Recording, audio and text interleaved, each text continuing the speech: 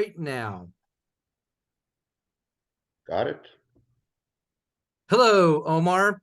It's so good to see you this morning. I hope you're having a great day in Guatemala. My name is Russ Sandlin, and we're having our first podcast for customer experience in the Central America area in the country of Guatemala. Omar is an expert on customer experience, and he is based in Guatemala. So I've asked Omar to come on today to talk to us a little bit about the advantages of working in Guatemala if you're a United States company. So Omar, so tell me a little bit about Guatemala. What's great about Guatemala from a sourcing perspective? All right. Good morning, Russ. Thank you for letting me join in for your first podcast. So I'm actually kind of honored. So Guatemala is, for everybody that doesn't know where Guatemala is, we're actually located literally next to Mexico. It's a 2-hour flight from Miami and from Houston. So pretty close by. It's perfect for nearshore. We have the largest population for Central America. Currently, we're almost about to hit 18 million people. So that's one of the benefits. Guatemala is a multicultural country. We have over 23 different cultures and languages that are spoken, mostly based out of Mayan, but the primary language is Spanish. So out of the 18 million people, Guatemala City, which is the capital, it literally has over 4.5 million people between the city and the surrounding suburbs, which makes it perfect for recruitment. Second of all, Guatemala has probably the most stable energy grid out of the entire Latin American region. That's pretty impressive, to be honest. We basically don't have any outages. For some of you, I don't want to talk bad about other countries, but some of the countries do have issues with their technology grid and also Like their the energy United grid. States. Yeah, especially during hurricane season and tornado season. and winter storms, which we've had Yeah. all at once lately. So you're saying that the infrastructure and the power grid is great. So is that in comparison to Nicaragua, Honduras, El Salvador? Would you say that it's at parity or even better than those locales? I would say better to be honest. Currently, Guatemala has over 95% of the country is covered by the energy grid, which is outstanding. Most of the energy comes from clean sources, from hydroelectric plants Oh, wow. and from sugarcane. Guatemala is actually the fourth largest exporter of sugar in the country, in the world. So, from all the biomass that is produced from the sugar, we produce clean energy. Wow.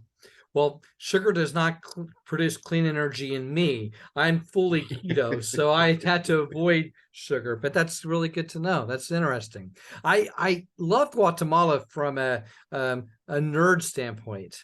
I love collecting coins and metal detecting. So Guatemala is on Hmm. my list of places where I want to go metal detecting to go find some of that old Spanish coins.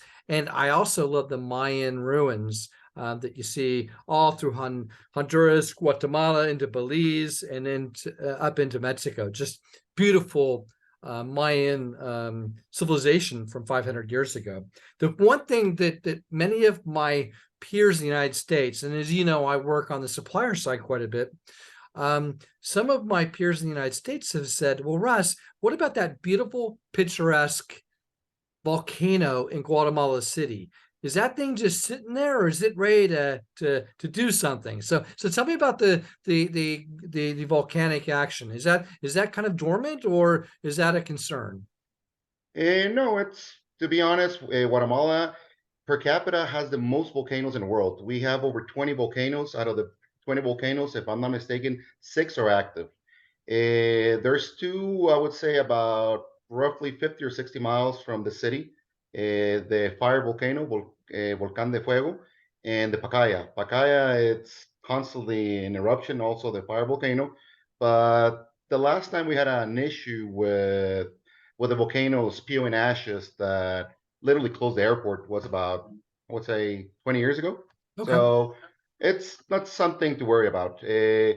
Obviously, we're in the ring of fire. Yeah. I guess you know a lot about that from all the way from Japan that goes all the way through Alaska, all the way to Chile. So Yeah, Guatemala is a beautiful place for ruins. And going back to your about you mentioning about the Mayan ruins, I don't know if you ever heard of the Pyramid of La Danta.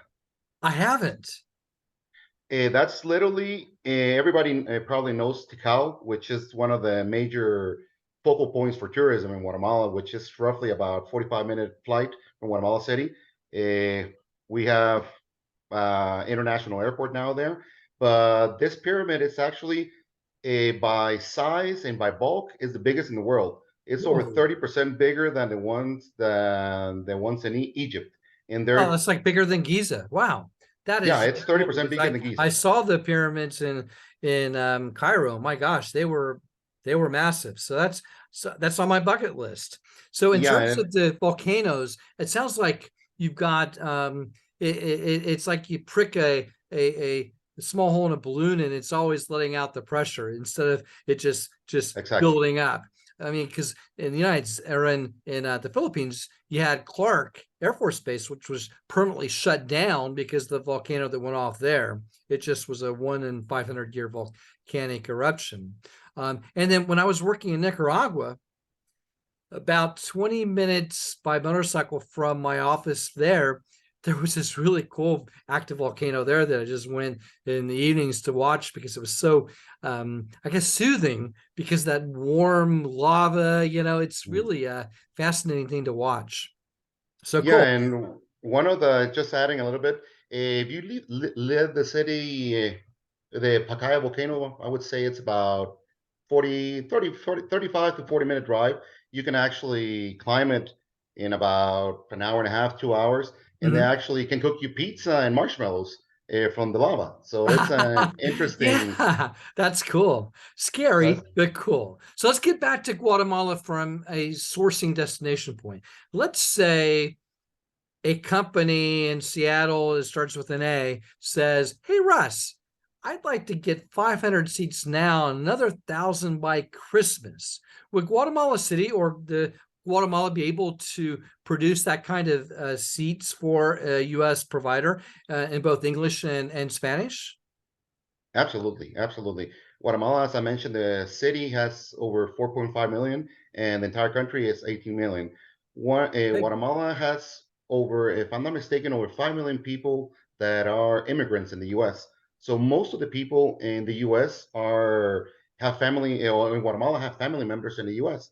So from a sourcing company, if you're trying to hire in Guatemala, let's say 500 to start off, it shouldn't be a problem. And actually, that has been one of the major strides the current government is trying to push because obviously it's creating jobs for Guatemala towards reducing immigration. Mhm. So one of the interesting things is that Guatemala is so close to the U.S. and everybody has a family member in the U.S. I'm actually half American, half Guatemalan. My mom's from Wow. Louisiana, Oh, wow. so I'm half Cajun, half Guatemalan. So that's kind You of got that an Cajun action interesting. going on. Right on. Yeah, that's a lot of eating. I would say that. So So sounds like you've got a lot of people that have a lot of ties to the United States. So if you were going to give me a top three in terms of areas that you have education strengths, what would they be? Like you think of healthcare, you think of full stack kind of programming type stuff for maybe CRM dev, stuff like that. You think of things like, I don't know, bill collections, customer service. What are the top three kinds of things that people in Guatemala can offer American companies?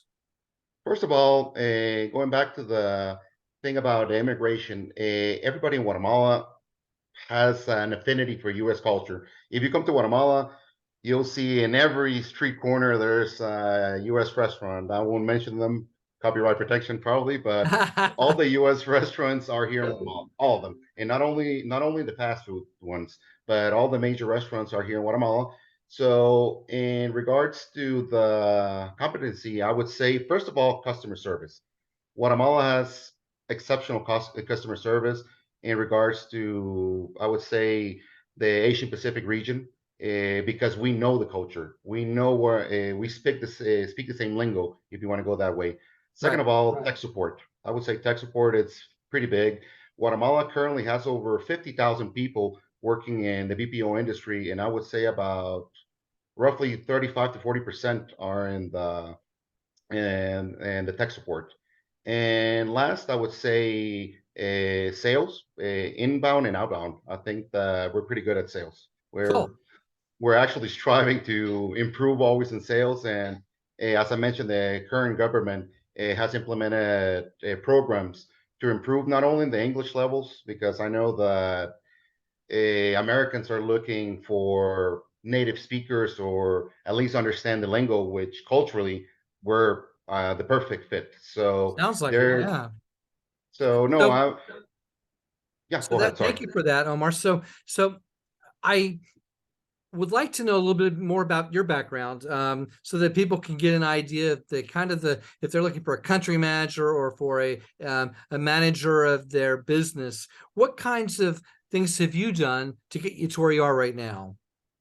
Okay. I've been working since I would say 2007, 2008. I've been working in the BPO industry. Managed several Fortune 500 companies, over 2,000 people or FTEs, everything from sales to tech support to customer service.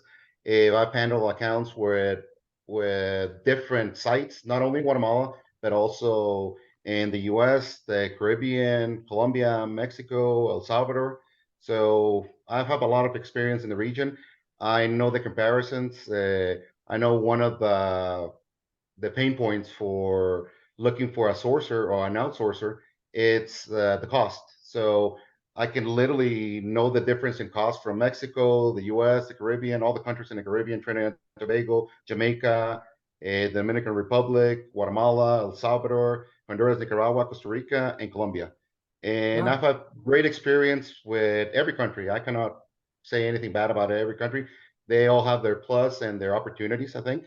But I think Guatemala as a major hub and then having redundancy sites, it's the perfect opportunity. So, as I mentioned, I've handled several Fortune 500 companies. I've been knowing you for how long now? 15 years, maybe? a long time. A long time. So, I You've known me I really enjoy. since you were a teen, I guess, because you're much younger than I am. I don't feel like it. I think the You industry got has some taken gray a toll hairs because now, yeah. a Me, bunch of I them. wish I had some gray hairs.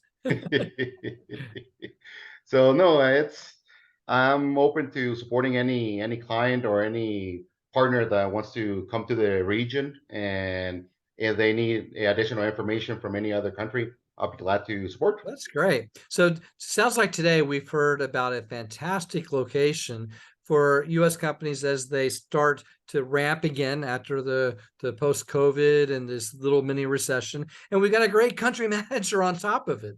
So sounds like a fantastic opportunity for some of our clients in the United States. So I want to thank you, Omar, for this. This is our first installation of um, Customer Experience Podcast. Hopefully, this will be a successful series, and we'll definitely want to Appreciate invite it. you back again the next time to hear more progress about both you and about Guatemala. Thank you so much, and I'll put your contact information in the liner notes.